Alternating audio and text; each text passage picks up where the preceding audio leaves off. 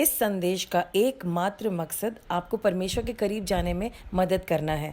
यहाँ बांटे हुए अनुभव और राय मेरी हैं। वे किसी भी तरह से किसी की निंदा करने या उन्हें चोट पहुँचाने के लिए नहीं हैं।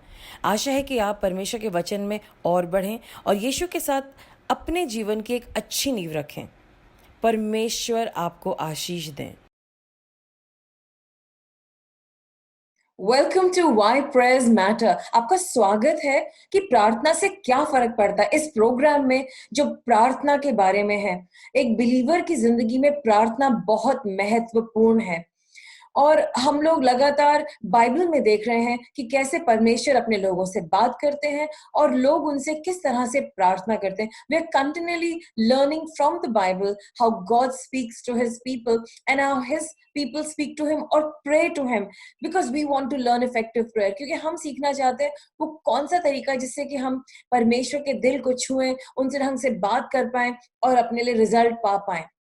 तो हम लोगों ने लास्ट वीक बात करी थी कि नियम क्यों जरूरी है और परमेश्वर की क्या सोच है नियम के बारे में। और आज हम नियम को देखने जा रहे हैं, 10 कमांडमेंट्स, 10 आज्ञाएं जो परमेश्वर की 10 कमांडमेंट्स को देखने जा रहे हैं। उसमें से अगर हम कमांडमेंट्स के विभाजन करें तो 2 हिस्से हैं।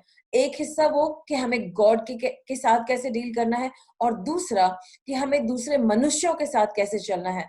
So the 10 commandments can be divided into 2 sections.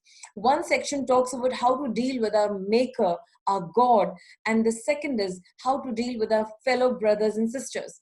So today we will do the part where we will understand what we have to do for God, what are the rules of worship, and what we need to do and what we don't need to do. So are you ready? हम लोग आज देखने जा रहे हैं कि परमेश्वर को कैसे उनकी उपासना करनी है, क्या करना चाहिए और क्या नहीं करना चाहिए। और अगली दफा हम बातचीत करेंगे कि हमें अपने भाई बहनों के साथ क्या रिश्ता रखना चाहिए और उनके साथ किस तरीके से हमें पेश आना चाहिए। आइए चलते हैं। परमेश्वर, हम आपका धन्यवाद देते हैं इस प्रार्थना के समय के लिए। आज अपना वचन हमें समझाइए। हम आपके बारे में सीखना चाहते हैं कि प्रभु आप क्या चाहते हैं, कि आप जो हमारे परमेश्वर हैं हम आपको कैसे वर्शिप करें, क्या करें और क्या ना करें। God, you are our God and we belong to you and we would like to learn how to worship you and what are the things that we need to do and what are the things that we do not need to do. Teach us, God. In Jesus' name we've prayed. Amen. So आइए शुरू करते हैं और मैं पढ़ने जा रही हूं Exodus chapter 20 verse 2 onwards। और मैं पढ़ने जा रही हूँ हिंदी में निर्गमन की पुस्तक उसका 20वां अध्याय 2 से 11 तक। सुनिए। मैं तेरा परमेश्वर यहोवा हूँ जो तुझे दासत्व के घर अर्थात मिस्र देश से निकाल लाया है। तू मुझे छोड़ दूसरों को ईश्वर करने ना मानना। तू अपने लिए कोई मूर्ति खोदकर ना बनाना, न किसी की प्रतिमा बनाना, वो जो आकाश में या पृथ्वी पर या पृथ्वी के जल में। तू उनको दंडवत ना करना और ना उनकी उपासना करना, क्योंकि मैं तेरा परमेश्वर यहोवा जलन रखने वाला परमेश्वर हूँ। और जो मुझसे बैर रखते हैं उनके बेटों, पोतों और परपोतों के भी पितरों का दंड दिया करता हूँ। और जो मुझसे प्रेम रखते हैं और मेरी आज्ञाओं को मानते हैं उन हजारों पर करुणा किया करता हूँ। तू अपने यहोवा का नाम व्यर्थ में ना लेना, क्योंकि जो यहोवा का नाम व्यर्थ में ले वो उसको निर्दोष ना ठहराएगा। तू विश्राम दिन के पवित्र मानने के लिए स्मरण रखना। 6 दिन तो परिश्रम करना, अपना सब काम काज करना, परंतु 7वें दिन तेरे परमेश्वर यहोवा के लिए विश्राम दिन है। उसमें ना तो तू किसी भांति का काम काज करना और ना तेरे बेटा, ना तेरी बेटी, ना तेरे दास, ना तेरी दासी, ना तेरे पशु, ना कोई परदेसी जो तेरे फाटकों के भीतर हो।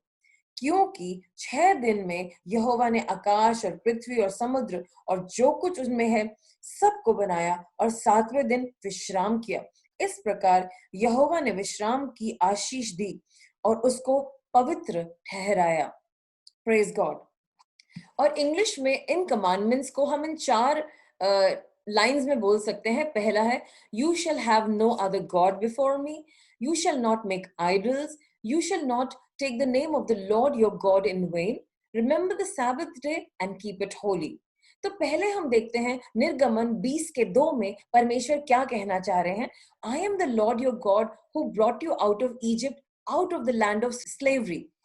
ये परमेश्वर ये क्यों कह रहे हैं?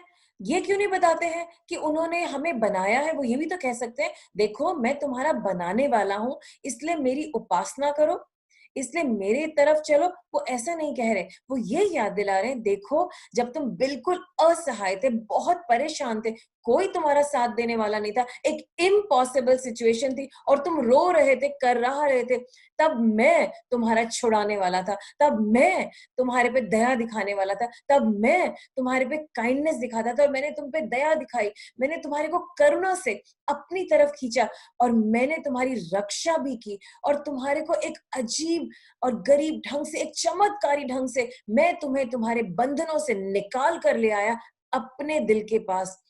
और वो इन लोगों को ये याद दिला रहे पर्वत पे, आज से 3 महीने पहले मैंने तुम्हारी रक्षा की थी, मैंने तुम्हारी सुनी थी और मैं तुम्हें बाहर निकाल लाया।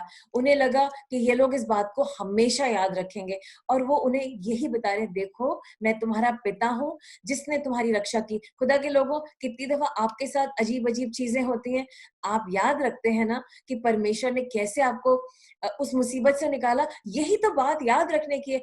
हाँ, परमेश्वर ने हमको बनाया है, हम उनकी सूरत पे बने हैं, we are made in the image of God. लेकिन उससे भी बड़ी बात, जो आप लोग गॉड को नहीं जानते थे, आज आप उन्हें जानते, क्योंकि परमेश्वर ने, जब आप उनको नहीं भी जानते थे, कोई आपकी मदद करने वाला नहीं था, परमेश्वर आए, उन्होंने आपकी जिंदगी में चमत्कार किया और आपको आपकी मुसीबत से निकाला। क्या परमेश्वर ने आपको किसी मुसीबत से निकाला? मुझे चैट में बताइए, क्या किया उन्होंने आपके लिए? I would like to no.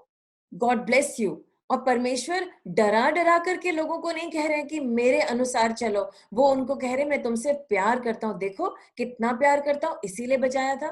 चलिए आगे चलते हैं।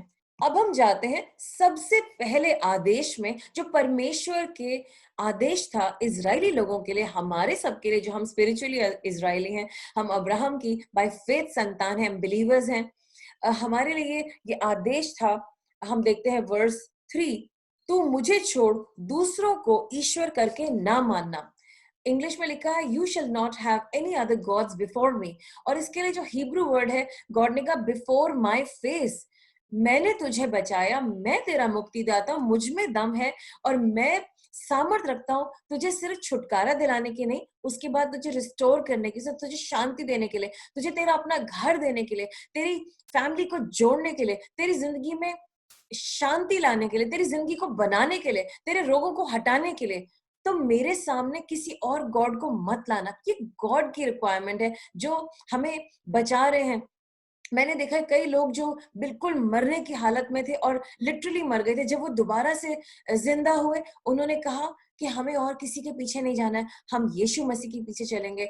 और एक ट्रेडिशन बताता है कि जब जो विधवा थी नैन की, जब यीशु मसीह ने उसके इकलौते बेटे को जो मर गया था उसको जिंदगी दी, तो वो जब नई जिंदगी उसने पाई, कुछ लोगों ने, ट्रेडिशंस ने बताया है कि वो यीशु मसीह के लिए एक बहुत बड़ा इवेंजलिस्ट बना और उसने अपनी जिंदगी भर यीशु मसीह का प्रचार किया। मैं मरा हुआ था, अब ये जो मेरे को दोबारा से जिंदगी मिली है, ये परमेश्वर के नाम है।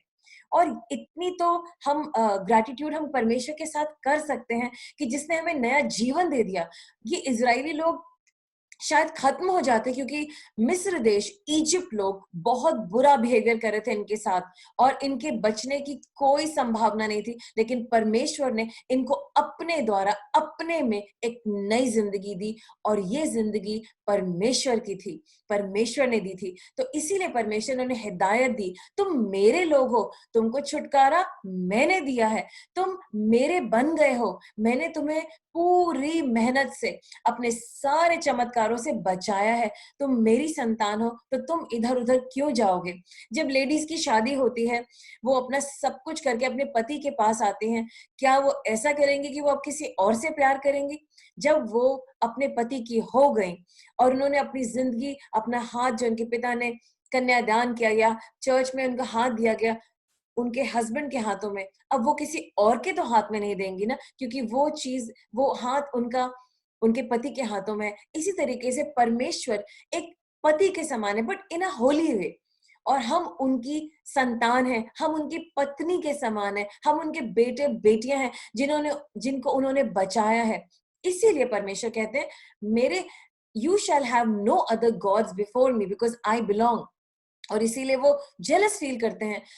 Of course, it's in a different way. God doesn't feel jealous, but it's in a different form, which we will talk about later. तो ये पहला एग्जाम्पल है, और वो कह रहे हैं मेरी जगह पे किसी और को सब्स्टिट्यूशन में पति नहीं बना लेना. जब शादी हो जाती है, इट्स अंडरस्टूड कि जब पति पत्नी की शादी को जाकर के किसी और को पत्नी नहीं बना लेते हैं, किसी और को हस्बैंड नहीं बनाया जाता, वन ऑन वन रिलेशनशिप होता है, pure relationship.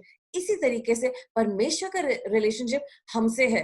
It is natural, it is normal कि जब हम किसी एक को बिलोंग करते हैं, हम उसी के हो जाते हैं.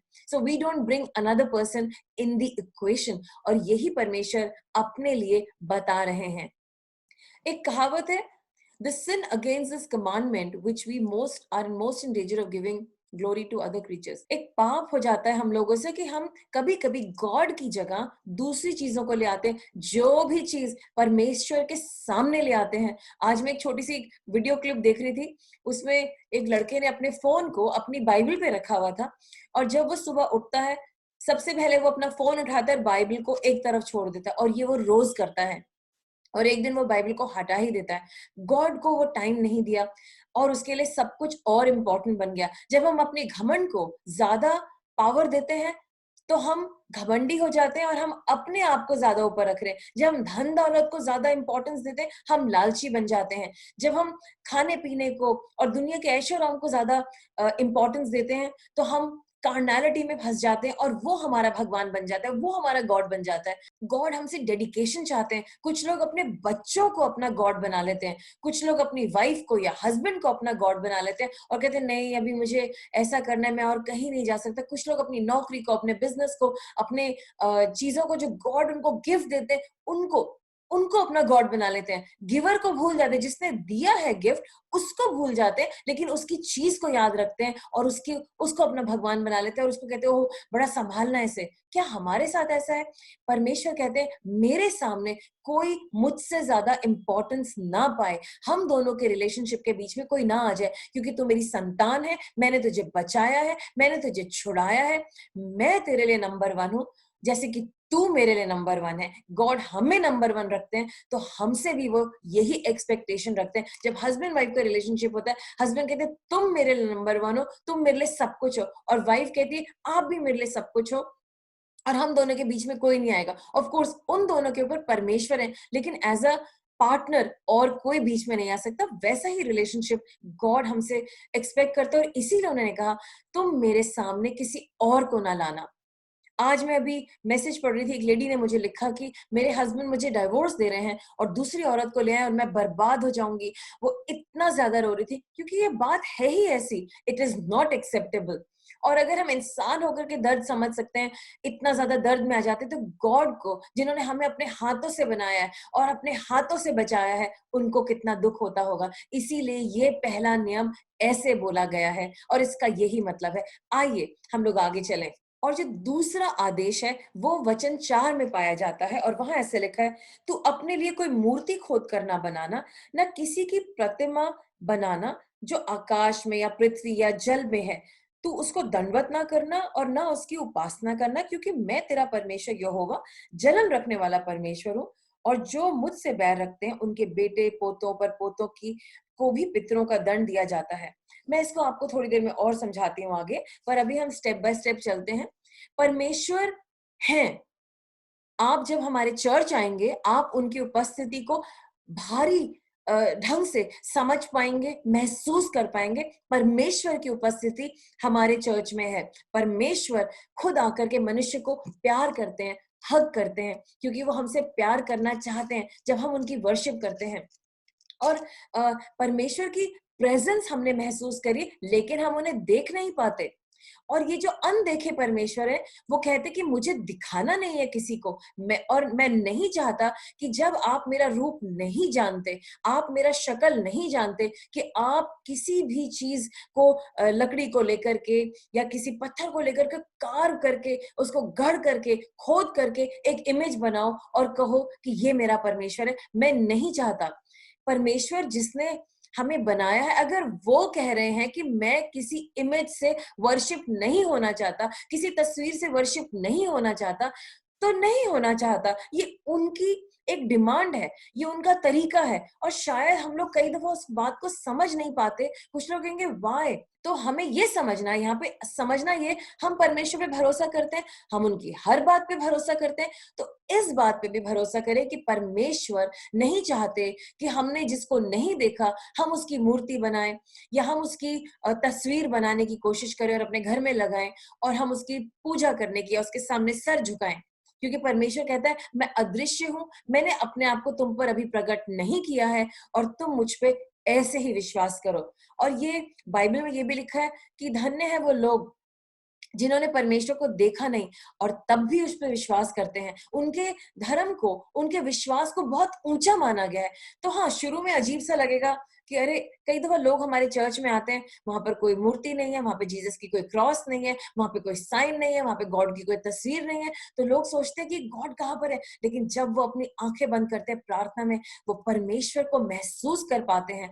और परमेश्वर ये हमें प्रैक्टिस दिला रहे हैं कि मुझ पे भरोसा करो, मैं दिखता नहीं हूं लेकिन मैं हूं, मैं इनविजिबल हूं लेकिन फिर भी मैं तुम्हारे साथ हूं। और हमने उनको महसूस किया है, हमें अपने परमेश्वर को महसूस करना है। और कभी कभी जब हम उन्हें महसूस नहीं भी कर पाते, हमें भरोसा करना है, हमें विश्वास करना है।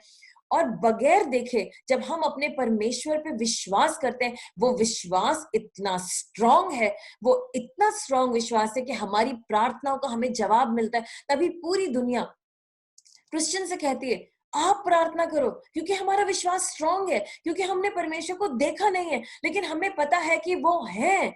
और जब हमें मालूम है, हमें से प्रैक्टिस करें, मूर्ति नहीं बना रहे हम उनकी इमेज नहीं बना रहे, हम इमेज को नहीं गढ़ रहे, हमारा विश्वास बढ़ता जा रहा है, क्योंकि हम जानते हैं, हम बोलते हैं पिता। तो सचमुच में हमें पता है हमारे स्वर्गीय पिता परमेश्वर हमें देख रहे हैं, हमें सुन रहे हैं। और जब हम उस प्रार्थना को यीशु मसीह के नाम से खत्म करते हैं, हमें भरोसा है, हमें विश्वास है कि वो हमारी प्रार्थना सुनी जा रही है। और इतने चमत्कार हो रहे हैं, इतने सारे चमत्कार हो रहे हैं। आप भी ट्राई करके देखिए एक दफा।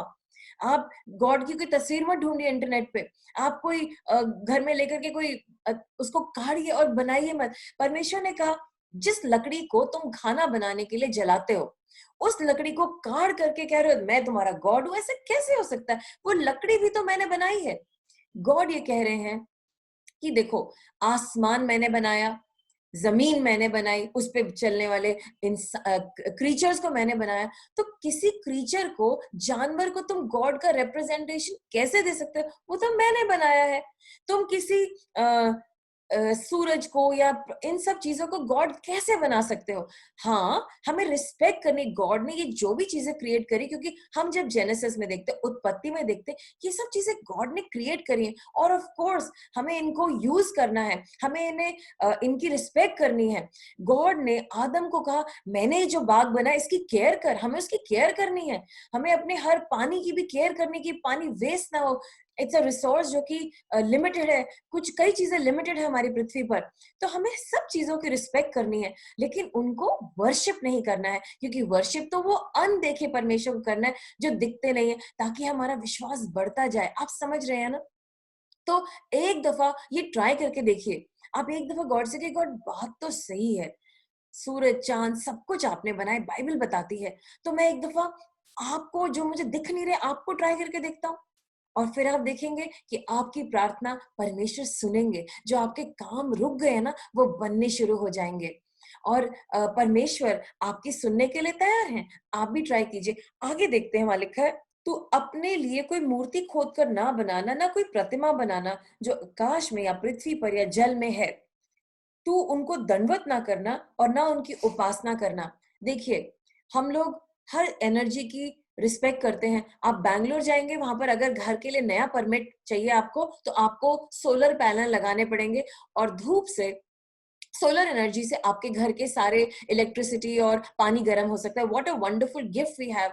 सूरज हमें कितना गर्म रखता है, और सूरज से कितनी सारी चीज होती है। टेस्टी टेस्टी पापड़ बनाते हैं तो धूप में सुखाए जाते हैं, और भी तमाम तरह की चीजें सूरज से होती है, हमें गर्म रखता है। सर्दी में भी हमें कितना अच्छा लगता है सूरज में बैठना। It is a balance. हमारी जितनी भी फसल है वो सूरज में लहलहाती है और पक जाती है, और फिर उसे हार्वेस्ट किया जाता है। सो इन सब चीजों की वैल्यू है, लेकिन ये गॉड की बनाई हुई है, उससे ऊपर गॉड है। आप गॉड को एक दफा वर्शिप करके देखिए, और इसीलिए परमेश्वर ने हिदायत दी है। आगे लिखा है, तो तू इनको दंडवत ना करना और ना इनकी उपासना करना। देखिए, जब हम मन में गॉड को मानते हैं, तो हम मन में भी मानते हैं और हम फिजिकली भी उनके सामने झुकते हैं। 2 संडे पहले हम सब प्रेयर कर रहे थे और हमें गॉड की प्रेजेंस महसूस हुई। अपने आप हम लोग, कुछ लोगों के घुटने झुक गए, कुछ लोगों के ने मैन से कहा कि क्यों ना आप अपने घुटने झुकाएं। सबने घुटने झुकाए, सबने गॉड की प्रेजेंस को महसूस किया। तो हमें गॉड दिख नहीं रहे थे, लेकिन हम उनको महसूस कर सकते थे। मन से भी उपासना करी और घुटने टेक करके भी उपासना करी। लेकिन वो ये कह रहे हैं कि जो चीजें मैंने बनाई हैं, उनके सामने मत झुको। लकड़ी को भी तो गॉड ने बनाया ना, पेड़ को और लकड़ी को भी गॉड ने बनाया, तो उनकी बनाई हुई चीजों को आप उपासना ना करो। मैं एक मोटिवेशनल एक वीडियो देख रही थी, उसमें एक आदमी ने कहा कुछ लोग बहुत परेशान थे, तो मैंने एक नदी से पत्थर उठाया और मैंने कहा ये होप पत्थर है, और मैंने उसके पास भेज दिया, और उसने उस पत्थर को हाथ में रखा, हाँ मुझे आशा है, मुझे आशा है, और वो ठीक हो गया। ठीक है, एक सिंबलिज्म उसने लिया, लेकिन इसकी जरूरत नहीं थी, क्योंकि अब उसने कहा मैंने हजारों पत्थर भेजे, मैं जाता हूँ नदी से पत्थर निकालता हूँ और लोगों को भेज देता हूँ। अब लोगों ने उस पत्थर को अपना गॉड बना लिया कि ये पत्थर मेरे साथ होगा तो ये मेरा गॉड होगा और मैं सक्सेसफुल हो जाऊंगा, और इसको मैं जेब में लेके जाऊंगा तो मीटिंग होगी। एक तरीके से उसने गॉड की जगह उस पत्थर को दे दी। कई दफा लोग कहते हैं ये मेरी लकी शर्ट है, इसको पहन के जाऊंगा, इंटरव्यू सक्सेसफुल होगा। लेकिन तब क्या, जब वो शर्ट फट जाएगी? वो शर्ट लकी नहीं है। आपके परमेश्वर आपको ब्लेसिंग देते हैं। आप कोई सी भी शर्ट पहन लीजिए, जब परमेश्वर का आशीर्वाद आपकी जिंदगी में काम कर रहा है, वो परमेश्वर जो आप पे दया करते हैं, आपको प्यार करते हैं, आपको अपना बेटा कहते हैं, जब वो आपके साथ चलेंगे, जिसका नाम भी इमैनुअल है, परमेश्वर मेरे साथ, आपका हर इंटरव्यू सक्सेसफुल हो जाएगा यीशु के नाम से। आप समझ रहे हैं ना? तो हमें किसी भी क्रिएशन पे या हमने अपने हाथ से गॉड की शक्ल को ढूंढते हुए नहीं बनाना है और उसको वर्शिप नहीं करना है। आगे हम देखते हैं, क्योंकि तेरा परमेश्वर यहोवा जलन रखने वाला परमेश्वर है, जो जो मुझसे बैर रखते हैं उनके बेटे पोतों और परपोतों को भी पितरों का दंड दिया जाता है, और जो मुझसे प्रेम रखते हैं, मेरी आज्ञाओं को मानते हैं, उन पर हजारों पर करुणा किया करता हूँ। तो गॉड यहाँ पर एक तरीके से एक सिंबलिज्म बता रहे कि मैं जलन रखने वाला परमेश्वर हूँ। जलन का मतलब, मैं विश्वास करती हूँ परमेश्वर प्रेम से भरे और गुस्से से भी भरे। जब हम गलत काम करते हैं, परमेश्वर यीशु मसीह ने भी हमें गुस्सा दिखाया। हम जब न्यू टेस्टामेंट में जाते हैं कि उन्होंने कहा मेरा पिता का घर प्रार्थना का घर है और इसको तुम इस यहाँ पर खरीद और ये सब बिजनेस नहीं कर सकते, वो गुस्सा हुए। तो परमेश्वर में जलन का मतलब ये है कि जब मैं तुम्हारे लिए सब कुछ कर रहा हूं, मैंने तुम्हें छुटकारा दिया, मैंने तुम्हें बनाया, मैं तुम्हारे लिए दिन रात सूरज देता हूँ, रात को चंद्रमा देता हूँ, तुम्हारे लिए ठंडी ठंडी हवा देता हूँ, तुम्हारे लिए खाना देता हूँ, जब मैं तुम्हारी रक्षा करती हूँ, तुम्हें आगे लेके चलता हूँ, तो तुम क्यों दूसरी चीजों को काढ़ काढ़ के उसके पीछे चल रहे हो? और जब ये लोग इजिप्ट से निकल के आए थे, इजिप्ट के बहुत सारे उन्होंने बिल्लियों को और अलग अलग चीजों को अपना गॉड बोलते थे, एशरे और पता नहीं क्या क्या। वो कह रहे तुम इतने कमजोर हो, जब मैं तुम्हारे साथ हूं तो तुम्हें एक और चीज की उपासना करने की क्या जरूरत है? मुझ पे भरोसा रखो, ट्राई तो करो। जब इंसान घबराता है, कंफ्यूज होता है, उसको कुछ चाहिए होता है फेथ रखने के लिए, तब उसको लगता है नहीं गॉड तो दिख नहीं रहे ना, कुछ दिखना चाहिए, तो जो चीज दिखती उसके पीछे चले जाते हैं। लेकिन परमेश्वर अनदेखे हैं, हमें दिखते नहीं है, लेकिन इसका मतलब ये नहीं है कि वो नहीं है। वो चाहते हैं कि हम प्रैक्टिस करें फेथ करना। जब हम प्रैक्टिस करेंगे, अच्छा गॉड आप मुझे दिख नहीं, लेकिन आज मैं अपना ध्यान हर चीज से हटा के आपसे प्रार्थना करता हूँ, हे परमेश्वर, और सारा स्वर्ग अटेंशन पे आ जाता है। मेरा बेटा जिसने मुझे देखा नहीं है, वो मुझे पुकार रहा है, क्या ही इसका मैं विश्वास बढ़ाऊंगा, और जो ये मुझसे मांगेगा मेरे बेटे के नाम पे, वो मैं उसे दूंगा। Practice practice practice. तो जब हम ये प्रैक्टिस नहीं करते, परमेश्वर कहते ये गलत है, हमें उनके पीछे चलना है, मेरी आज्ञाओं का पालन करो, मेरे पीछे चलो और मैं तुम्हारी मदद करूंगा। ऑफ कोर्स 1000 जनरेशन तक नहीं, ऑफ कोर्स अगर कह रहे वो हमने नहीं देखी, लेकिन एक कहने का मतलब है हजारों, बहुत सारों को, कई सालों तक, कई कई जनरेशंस तक मैं तुम्हें ब्लेस करूंगा। तो खुदा के लोगों, अगर गॉड जिसने हमें बनाया है, हम उनकी इमेज में बने हैं, हम उनके मैन्युफैक्चर्ड क्रीचर हैं। वो ही तो बताएंगे ना कि उनकी उपासना कैसे करनी है। तो हमें कुछ नया मैन्युफैक्चर करने की जरूरत नहीं, या एक नया प्रोटोकॉल या एक नया तरीका। गॉड का मैटर प्लेन और सिंपल, सीधा और सरल है कि हमें उनकी उपासना कैसे करनी है। It's so simple. तो हम खुदा की बात खुदा से ही सीखें। खुदा के बनाए हुए हैं, हम उन्हीं की इमेज में, तो वही हमें बेस्ट बता सकते हैं कि हमें कैसे आगे चलना है। और इसके लिए एक बहुत अच्छा उदाहरण आगे भी है, आप मुझे बताना कि आपको वो उदाहरण कैसे लगा। और हम देखते हैं कि परमेश्वर स्पिरिचुअल हैं और उनको कॉपी नहीं किया जा सकता। उनका स्पिरिचुअल नेचर हमें उनकी बातों में झलक रहा है, लेकिन वो उनका नेचर हमें विजिबल दिखता है, लेकिन हम उन्हें देख नहीं सकते।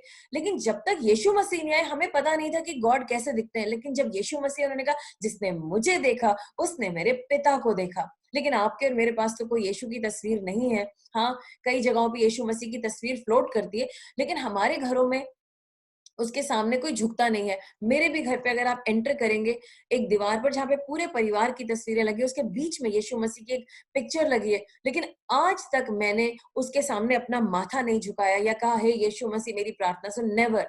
मैं अपने बेडरूम में प्रेयर करती हूँ, मैं ड्राइंग रूम में प्रेयर करती हूँ, मैं घुटने टेक करके कहीं और भी प्रेयर करती हूँ। मैं जब हम वर्शिप के सॉन्ग्स लगाते हैं टीवी पे और जब हम वहां वर्शिप करते हैं, मैं वहां घुटने टेक करके वर्शिप करती हूँ। लेकिन मैंने कभी भी उस तस्वीर से बातचीत नहीं करी। और मैंने वो तस्वीर जो है सेंटर में लगाई है, मेरा परिवार चारों तरफ है। क्यों? मैंने कहा, यीशु मसीह आप मेरे परिवार के सोत्र हैं और सेंटर हैं, सिर्फ इसलिए।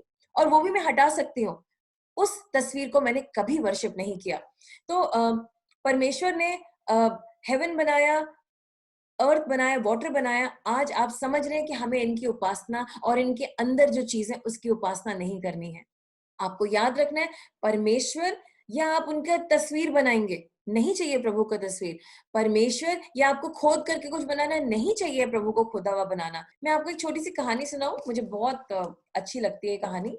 मैंने टी.एल. ऑसबॉर्न की एक बुक में पढ़ा था इनके बारे में, इस कहानी के बारे में। एक आदमी को उसकी वाइफ ने एक बहुत अच्छा वायलिन गिफ्ट किया, और वो बजाता था, उसको बहुत अच्छा लगता था। लेकिन पत्नी की मौत के बाद उसने बजाया नहीं, कई साल वो ऐसे ही पड़ा रहा। बाद में उसने एक दिन निकाला और उसने कहा, चलो बजाता हूँ, लेकिन वो उसमें कुछ ढंग की आवाज नहीं आई। अब वो बहुत परेशान हो गया। उसने बहुत ढूंढा कि कोई तो वायलिन ठीक कर दे, कोई तो वायलिन ठीक कर दे। और ये शायद ऑस्ट्रिया की कहानी है। तो बहुत ढूंढने के बाद उसे पता चला, फला फला गांव में एक वायलिन बनाते हैं और वो ठीक कर सकते हैं। तो वो उस वायलिन वाले के पास गए, क्योंकि उन्होंने उस वायलिन को बहुत लोगों को दिखाया था, कोई ठीक नहीं कर पाया था। जब उनके पास पहुंचे तो उन्होंने कहा कि दिखाओ मुझे वायलिन। जब उस आदमी ने, जो वायलिन मेकर था, उसने वायलिन को देखा, कहता, मैं इसे ठीक कर सकता हूँ। कहते, सच में आप ठीक कर सकते हैं? कहते, हाँ, मैंने ही बनाया है, मैं ही इसका मेकर हूँ, देखो मेरा सिग्नेचर, ये मेरा प्रोडक्ट है। वैसे ही आपको और मुझे गॉड ने बनाया है, वो ही हमें ठीक कर सकते हैं, वो ही हमें बता सकते हैं कि कैसे हमें चलना है। फिर इस वायलिन मेकर ने से बताया, तुमने ऐसे ऐसे करके रखा था? कहते हैं हाँ। आगे से इसे ऐसे मत रखना, ये जो मेरा बनाया हुआ प्रोडक्ट है, इसका कोई मैनेजमेंट करने का तरीका, इसको ऐसे रखते ऐसे रखते ऐसे, ये मेरे नियम है, मैं ठीक करके दे रहा हूँ इसे, मैंने बनाया है, आगे से इसको ऐसे ही रखना, नहीं तो ये खराब हो जाएगा। और वो आदमी हैप्पीली आया और उसने फिर बहुत अच्छे से वायलिन बजाया। तो जो मेकर है उसी को तो पता है ना कि क्या सही है और क्या नहीं है और कैसे रखना है। और वायलिन मेकर ने उसको ये भी कहा, इसको लेके आते रहना मेरे पास और मैं इसकी सर्विस करता रहूंगा। तो वो खुशी खुशी चला गया और उसने बहुत सारे लोगों को बताया, ये मेरे वायलिन मेकर हैं, और उसने बहुत अप्रिशिएट किया। मैं भी बचपन में बहुत, मुझे गिटार सीखने का शौक था, मेरे घर पे गिटार भी था। और जब बारिश का मौसम आता था तो वो गिटार टेढ़ा हो जाता था।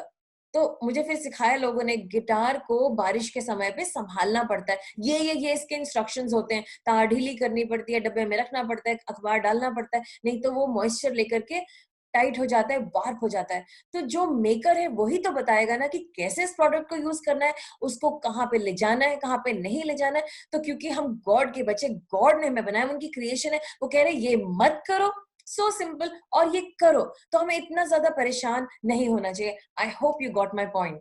मैं बहुत साल पहले कंप्यूटर ऑर्गेनाइजेशन के लिए काम करती थी। वो लोग अपने कंप्यूटर खुद बनाते थे और फिर उसको किराए पे देते थे। बहुत बहुत साल पुरानी बात है। तो कई दफा हमारा पूरा का पूरा जो कंप्यूटर का जो लॉट होता था वो खराब निकलता था। और बाद में मुझे समझ में आया, जो ब्रांडेड कंप्यूटर होते हैं उनका हर पार्ट बैलेंस होता है, उस पर रिसर्च करी होती, R&D की कौन सा पार्ट किसके साथ कैसे चलेगा, और ताकि वो एक अच्छा एक्सपीरियंस दे पाए जिसमें कभी प्रॉब्लम ना हो। लेकिन असेंबल्ड कंप्यूटर में कोई भी पार्ट ला करके उसको अंदर डाल दिया और वो चलता रहे, इट इज नॉट पॉसिबल, कई दफा वो फंक्शन नहीं करता। तो हम गॉड के ब्रांडेड प्रोडक्ट हैं। जब मैं जो लैपटॉप यूज करती हूँ, मैं मैक यूज करती हूँ, मैक एयर एप्पल का, और ये इसको 5.5 साल हो गए, आज तक मुझे इसमें कोई ऐसी कोई खास प्रॉब्लम आई नहीं, nothing, just some technical things जो मैंने फोन करके समझ लिया, ये कैसे चलाना है, वो कैसे चलाना है, ये कैसे करना है, दैट्स ऑल। बाकी it's a very good thing, it's a branded item. आप और मैं ब्रांडेड हैं, और हमारा ब्रांड इतना हाई क्वालिटी है, और जिसको बनाया है वो high mighty God, all mighty God creator है। उनको पता है हमें कैसे मैनेज होंगे, हम कौन सी सिचुएशन में बेस्ट फंक्शन करेंगे। Got it my people of God? I hope you get it. अब हम थर्ड कमांड पे चले, जो कि वर्स 7 में पाया जाता है, और वहां लिखा है, thou shalt not take the name of the Lord thy God in vain। और यहाँ वर्स 7 में लिखा है, तू अपने परमेश्वर का नाम व्यर्थ ना लेना, क्योंकि जो यहोवा का नाम व्यर्थ ले वह उसको निर्दोष ना ठहराएगा। आमीन। तो आपको समझना है कि गॉड का नाम आदर से लेना है।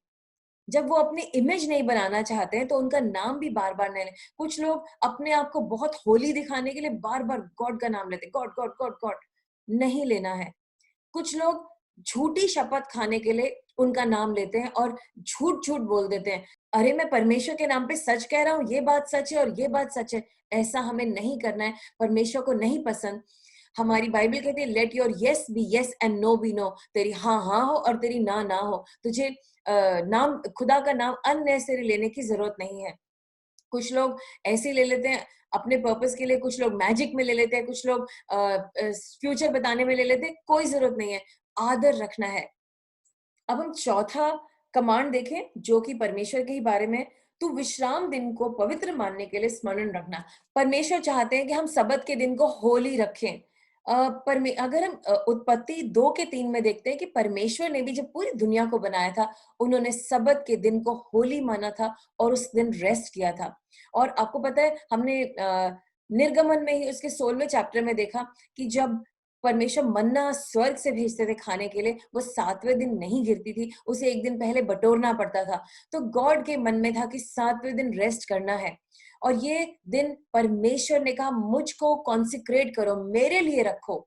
और मतलब उन्होंने ये भी बोला, सिर्फ इंसान ही नहीं, जानवर भी रेस्ट करें, और जो भी कोई भी काम करे, चाहे वो नौकर है, चाहे वो स्लेव्स हैं, चाहे वो औरत है, चाहे आदमी, सब रेस्ट करें और आराम करें। और उस दिन परमेश्वर को याद रखें, उसके कामों को याद रखें, अपनी कड़ी मेहनत, पूरे हफ्ते जो तुम कड़ी मेहनत करते हो, इस दिन रिलैक्स करो, ताकि तुम्हारी आत्मा तरोताजा हो जाए, तुम्हारे जानवर भी रिफ्रेश हो जाए। और ये परमेश्वर की हिदायत थी और अब भी है। मैथ्यू 12:1 से 8 में हम देखते हैं कि यीशु मसीह जो थे वो खेतों में होकर जा रहे थे, और उनके चेले को भूख लगी और वे प्याले तोड़कर खाने लगे। फरीसियों ने यह देखकर उनसे कहा, देख तेरे चेले वो काम कर रहे हैं जो सबत के दिन करना उचित नहीं है। उसने कहा, क्या तुम में से किसी ने पढ़ा है कि दाऊद ने जब, मतलब खैर मैं अभी आगे बढ़ूंगी, वर्स 8 में, मनुष्य का पुत्र तो सबत के दिन का भी पुत्र है। यीशु मसीह ने अपने आप को लॉर्ड ऑफ द सैबथ बोला। वेरी इंटरेस्टिंग बात बोली उन्होंने वर्स 9 में। वहां से चलकर वह उनके आराधनालय में आया। वहां एक मनुष्य था जिसका हाथ सूखा हुआ था।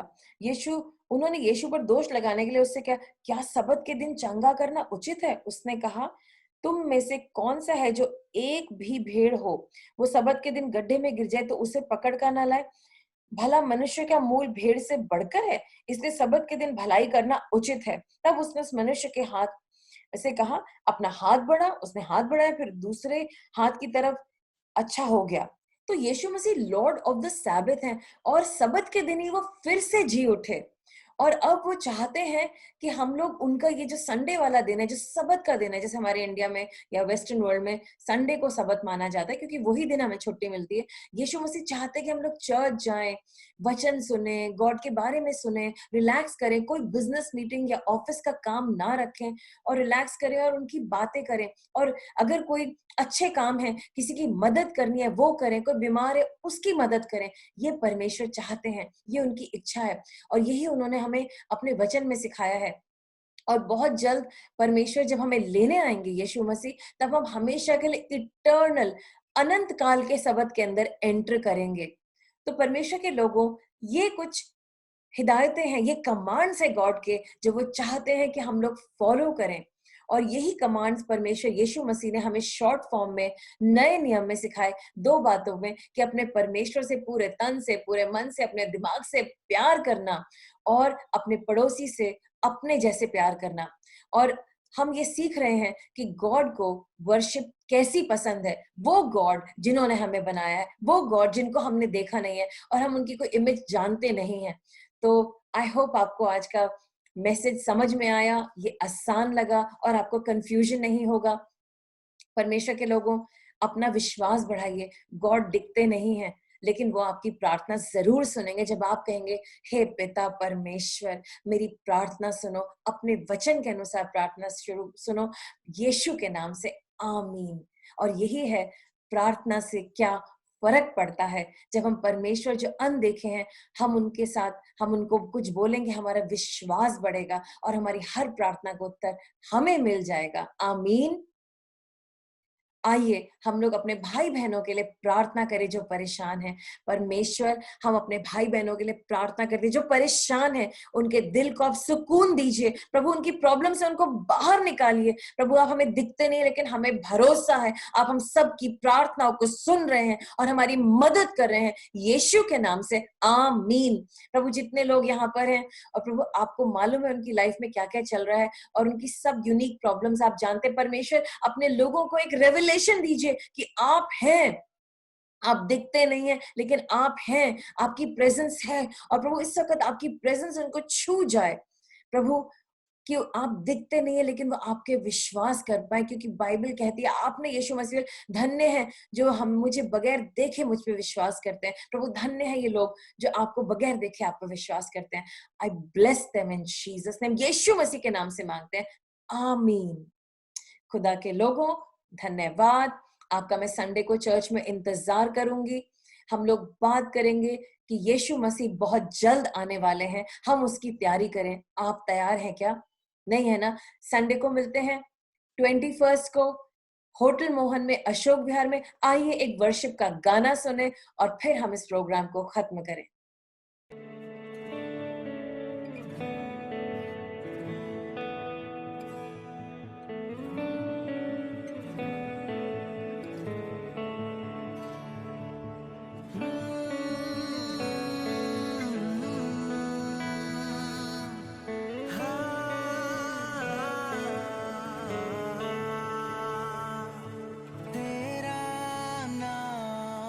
जब हम पुकारे, सामर्थ में हाजिर है तू, हर हालातों में, हर बातों में मेरे लिए हाजिर है तू।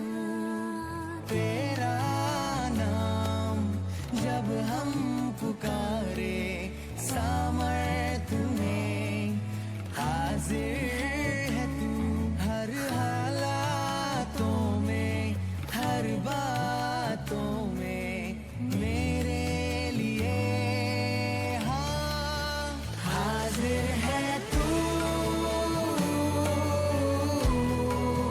हाजिर है तू। इस महफिल में, हर एक दिल में यीशु हाजिर है तू।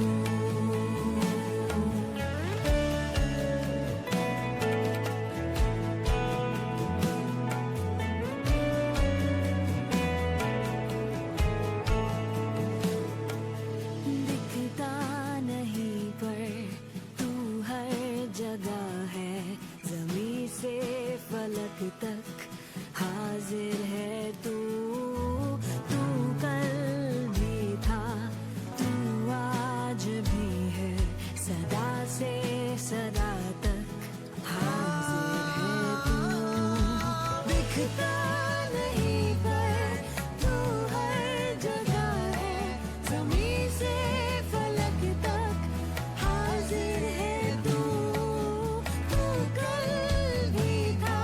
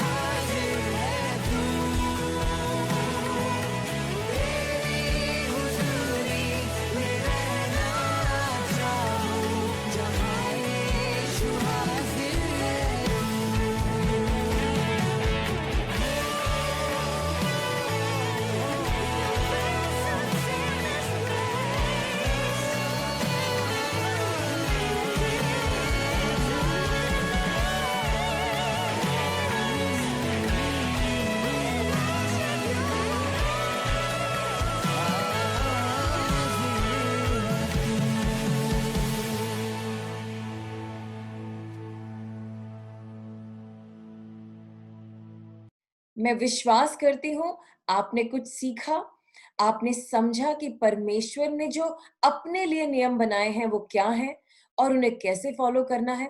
और अगर कोई आपका क्वेश्चन है या क्वेरी है, you are most welcome to write to us. आप हमें लिख सकते हैं और हमें हमें खुशी होगी कि हम आपके जवाब दे पाएँ।